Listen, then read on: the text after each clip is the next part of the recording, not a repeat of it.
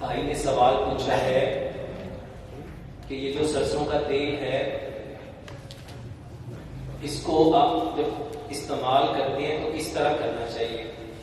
میرے محترم بھائیوں، 2 کلو سرسوں کا تیل لو، اس میں ایک بڑے سائز کا پیاز ڈالو، اس میں 10 سبز مرچ ڈالو، 10 لہسن کی دھنیاں ڈالو اور 1 انچ کا ٹکڑا ادرک کا ڈالو۔ ان ساری چیزوں کو چھوٹا چھوٹا کاٹ لو اور 2 چمچ اس میں یہ جو زیرہ ہے وہ ڈالو۔ اس کو اتنا پکاؤ کہ ساری چیزیں براؤن ہو جائیں۔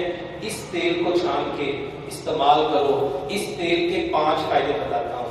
زندگی میں کبھی بلڈ پریشر نہیں ہوگا، کبھی ہارٹ اٹیک نہیں ہوگا، کبھی برین ہیمریج نہیں ہوگا، کبھی پیرالائز نہیں، فالج نہیں ہوگا، کبھی ایپیلیپسی نہیں ہوگی۔ میرے محترم بھائیوں، سرسوں کے تیل کی یہ خوبی ہے کہ کبھی جمتا ہی نہیں، یہ کبھی، اور اس سے بڑی اس کی خوبی یہ ہے اس کے اندر جس چیز کو ڈال دو اس کو جمنے نہیں دیتا۔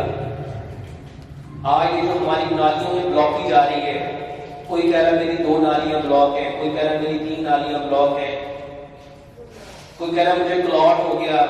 میرے محترم بھائیوں، یہ ساری بلاکیج، اپنے گھر میں جاؤ، جہاں کھانا پکاتے ہو اس کچن پہ جا کے دیوار پہ ہاتھ پھیرو، ہاتھ میں کیا آئے گا؟ چکنائی۔